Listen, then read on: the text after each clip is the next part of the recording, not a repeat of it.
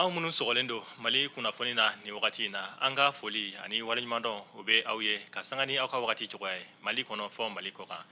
bi ye juma ye février kalo tile 6 san 2026 mali kunnafoni bɔlɔlɔsira lajɛbaw a y'aw bisimila aw ka dɔn kibaruya olu kɛnɛ kan.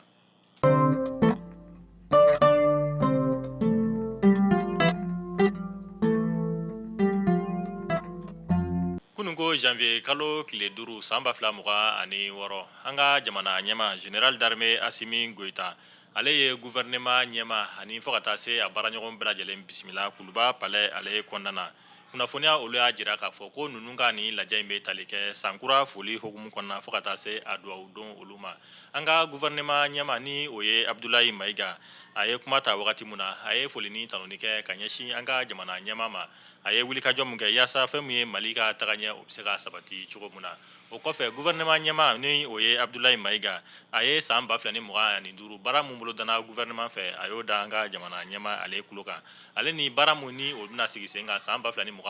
ma a da sera olu kuma ninnu ma yaasa aw ni ne an ka faamuyali caman sɔrɔ nin lajɛ in na an ka jɛ ni ka gouvernement ɲɛma ale ka kɔrɔfɔ dɔw lamɛn ni o ye Abdulayi Mayiga ye. Lada don an ka jamana kɔnɔna la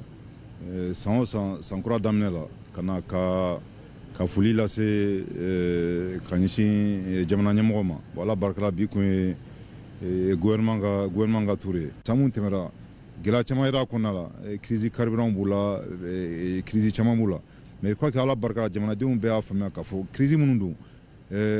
manipulation don déstabilisation don mɔgɔ de b'a kɔfɛ pour que ka se ka an tɔɔrɔ ka jamanadenw ni tɔɔrɔ ka dan kun an ka laɲini mun ye ni mali kura bɛ se ka sigi sen kan an ka yɛrɛma hɔrɔnya ko o segin an ma c'est totalement ka sɔrɔ mɔgɔ dama dɔ la o bɛ se ka perturber cogo min na o de ye terrorisme n'a ɲɔgɔnna caman donc vraiment jamanadenw je crois que u y'a faamuya ka wulikajɔ n'u ka cɛsiri ka kan ni an ka foli bila ka ɲɛsin u bɛɛ lajɛlen ma. nin ye kibaruya duman ye fɛn min ye mali kɔni bɛna pɔri sɔrɔ kɔgɔjida o la nin kunnafoniya ninnu dira OMVS fɛ u ka ladala ɲɔgɔn ye mun ni a kɛra janvier kalo tile 30 fɔ ka taa se janvier kalo tile 31 ma u y'a yira k'a fɔ ko fɛn min ye projet ba o kɔni labɛnnen don walasa fɛn min ye mali kɔni ka se ka pɔri sɔrɔ kɔgɔjida olu la nin kunnafoniya ninnu dira OMVS maaw fɛ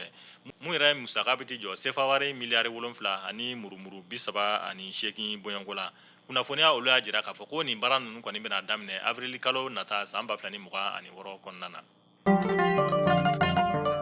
minisiriso mun ka baara ɲɛsin bɛ an ka sɔrɔ koɲɛw ɲɛnabɔli ma ni o ɲɛmaaya yɛrɛ bɛ Alifuseni Sanu bolo ale ye kunnafoniya di kɛ k'a fɔ ko a b'a da bolimafɛn sen naanitigi bɛɛ lajɛlen tulo kan k'a fɔ ko sɛbɛn mun ni a kan ka bɔ bolimafɛnw na san ale kɔnɔna na ni a bɛ wele ko vignette ko kɔni bɛɛ lajɛlen bɔra an bɛ wagati min na ko sisan k'a b'a ɲini bolimafɛn sen naanitigi bɛɛ lajɛlen fɛ bɛɛ ka taa i ka sankura o vignette kɔni ta yanni marisi kalo tile 31 nata cɛ ko ni maa mun kɔni ma taa i ka vignette ta yanni marisi kalo tile 31 nata cɛ ko ni tɛgɛ dar'i kan i ni ɲangini mun ka kan ko o na da i kan.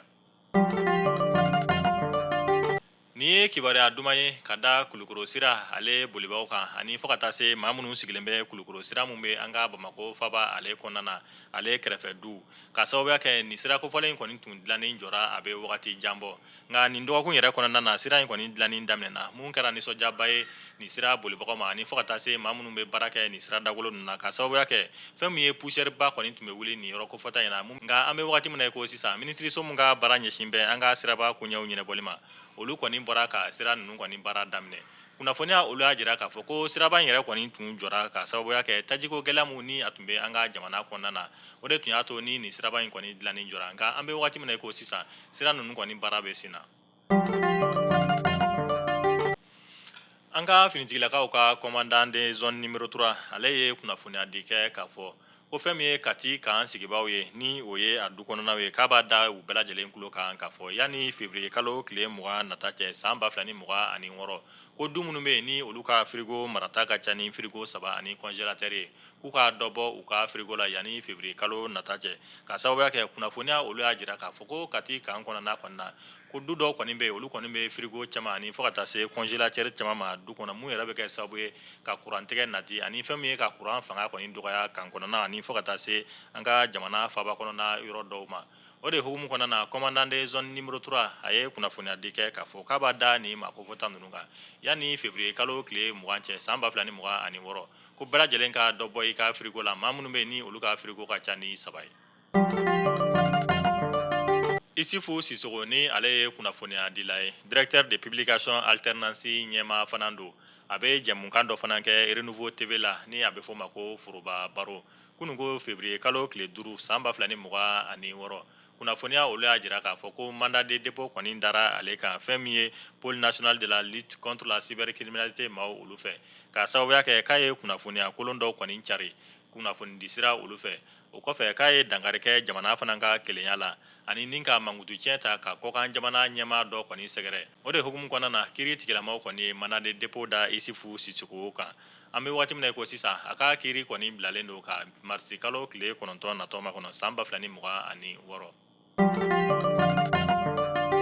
halisa an bɛ to kiiri kunnafoniya olu kɔnɔna na CFR ni o ye coalition des forces pour la république mun ɲɛmaa yɛrɛ ye Imam Mahmud Diko an bɛ waati min na ko sisan ale bɛ Algérie jamana kɔnɔna na u ka kuma laseba ni o ye Etienne Fakaba Sissoco olu bɔra ka kunnafoniya di kɛ ka sanga ni fɛn min ye Isufu Sissoco mandat de dépôt dalen ye ale kan u y'a yira u ka kuma kɔnɔna na k'a fɔ ko nin kɔni waleya in ma diya olu ye wa a ma bɛn u ma bada mun bɛ dankari kɛ fɛn min ye kunnafonidilaw k'u to u ka baara kɔnɔna na ni ka dankari la ko nin waleya in kɔni b'o de yira o de hukumu kɔnɔna na fɛn min ye FSR kɔni u bɔra ka nin kunnafoniya in di u ka kuma laseba fɛ Etienne Fakaba Sissoco.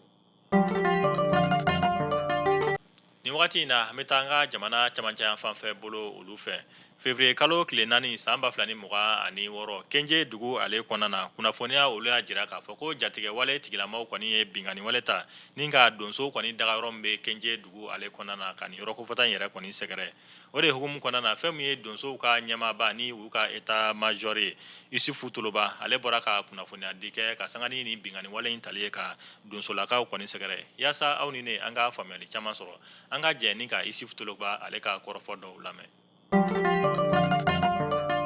Dan sɔgɔ aw ni ko maliyɛnw b'aw bɛɛ fo chef d'état-major de Daman Danan Basagu n b'aw bɛɛ fo bi le 5 décembre 2026 min kɛra le 4 décembre 2026 Kenje min kɛra aw bɛɛ y'a ye aw de ko mɔgɔ ninnu nana kɛlɛban de la an ni e de kun bɛ kɛlɛ la maa ti e nɔfɛ tugu e de bɛ kɛlɛ kɛ e de bɛ n'a yafa ɲini mɔgɔw fɛ est-ce que hakiliman bɛ sɔn nin ma mɔgɔ hakiliman e de nana baga an ma tuguni e de bɛ yaala ne nana kɛlɛban ni aw y'a tɔnɔ ye dɛ u y'a an sara ni min ye u ko u bɛna kɛlɛban na ne ko u ka to u kana fɛn kɛ fɔlɔ n'a u ma fɛn kɛ sabu ni doso de kun y'aw tire dɔrɔn u b'a fɔ doso taara bagaw ma a mɔgɔ min y'a fɔ a to u y'a an wele ka min fɔ ko doso mɔgɔ ninnu tun maga aw la aw kana foyi k'aw la sisan kɔni doso aw y'a ye nɔ a Mali doso bɛɛ a ye wuli ka jɔ ne lagosi de ka lase an ka jamana ma Mali jamana min doso y'a tu tigɛ jamana min na an ma sɔn bi an ma sɔn sini doso n bɛ aw bɛɛ fo wala n bɛ dan yan tɔ bɛ kɔfɛ. Maliyɛnw a y'a fɔ ko tare k'a sababuya kɛ aw ye fɛn min laɲini tunga lafiya fɛ a ye o waleyaw ye tunga lafiya ale ka programme kura ni o ye logement sociaux ye i sigilen bɛ Mali kɔnɔ walima i sigilen bɛ jamana ale kɔ kan i sen bɛ se ka ye tunga lafiya ka ni logement sociaux ye ale la i dan ye dɔrɔn i ka kɛ sarata baara la tunga lafiya ka ni logement sociaux ye a bɛna kɛ Banankɔrɔni Kabala ale ni Jalakɔrɔbugu n'i b'a fɛ i sen ka ye a la numéro de téléphone ta i ka message bila WhatsApp kan i tɔgɔ ni jamu ka o bila n'i ka dossier tɛmɛna dɔrɔn tunga lafiya b'i ka so jɔ k'a ban pewu k'a clé d'i ma i bɛ tunga lafiya ka wari sara ye dɔɔni dɔɔni ni madame Sisoko Zenab Tezaga Sanogo tɛ jɔn de bɛ se ka nin kɛ aw ye tunga lafiya ale nana maliyɛndenw lafiyali ni tungarankew olu lafiyali kama soko la maliyɛn kelen so kelen ba Maliba ale kɔnɔna la. An bɛ taga kɔkan kibaruya olu kɔnɔna na an bɛ taa Nigeria kɛrɛnkɛrɛnnenya la u ka dugu min bɛ n'a bɛ wele ko Kwara kunnafoniya olu y'a jira k'a fɔ a bɛ taa maa 170 bɔɲɔngo la minnu kɔni fagara jatigɛwale tigilamaw fɛ jatigɛwale tigilama minnu bɛ wele ko Boko Haram fo ka taa se État islamique maaw ma nin baara ninnu kɔni cɛjugu kɛra nin maa kofota ninnu fɛ février kalo tile 3 ka taa se février kalo tile 4 ma san 2026 Nigeria ka olu fɛ yen nɔ fɛn min ye diɲɛ seleke 4 tɔnba n'a bɛ wele ko Nations Unies olu kɔni bɔra ka kunnafoniya di kɛ k'a fɔ k'u bɛ nin waleya in yɛrɛ kɔn fo ka taa se a dan na o kɔfɛ fɛn min ye l'Union africaine ale kɔni bɔra ka kunnafoniya fana di k'a fɔ ko nin waleya cɛjugu mun ni a taara ka ɲɛsin finitigila gansan maaw ma Nigeria jamana ale kɔnɔna na k'u fana bɛ nin waleya in yɛrɛ kɔn u y'a jira k'a fɔ u ka dɛmɛ bɛ Nigeria jamana ye yaasa fɛn min ye banbanci wale tigilamaw ni ka u kɛlɛ ka bɔ Nigeria jamana ale kɔnɔna na an b'a fɔ Ala ka hinɛ banbagatɔ olu la. An bɛ taa Kongokaw olu fɛ yen nɔ u ka jamana ɲɛma Denis Sassou Nguesso kunungo alamisa février kalo tile 5 san 2026 ale ye laseli kɛ k'a fɔ ko a bɛ n'i kanbɔ kokura u ka jamana ɲɛmaya kalafili mun ni u bolodalen don ka marisi kalo nata makɔnɔ a bɛ n'i kanbɔ o jamana ɲɛmaya ɲini kɔni nɔfɛ mun bɛ tali kɛ a ka 5e mandat kɔni na kunnafoniya olu y'a jira k'a fɔ ko nin y'a san 47 bɔɲɔngo de ye fɛn min ye Kongo jamana ɲɛma Denis Sassou Nguesso ale kɔni bɛ Kongo jamana ale kunna a kɔni y'i kanbɔ kokura mun yɛrɛ laseli kɛra kunungo alamisa février kalo tile 5 san 2026 Kongo jamana ale kɔnɔna na.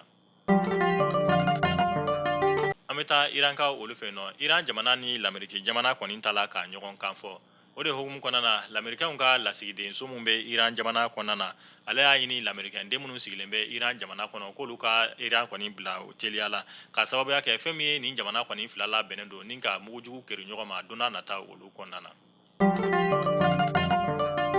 Aw minnu tun sɔgɔlen bɛ Mali kunnafoni na nin wagati in na nin de bɛ dansigi kɛ aw ka bi juma kunnafoniyaw la mun na sera aw ma aw denkɛ ani aw balimakɛ fɛ Yaya J Samake an b'a fɔ aw kan bɛn don n'a nataw la kunnafoniya di kura olu kɛnɛ kan Ala k'an ka jamana basigi.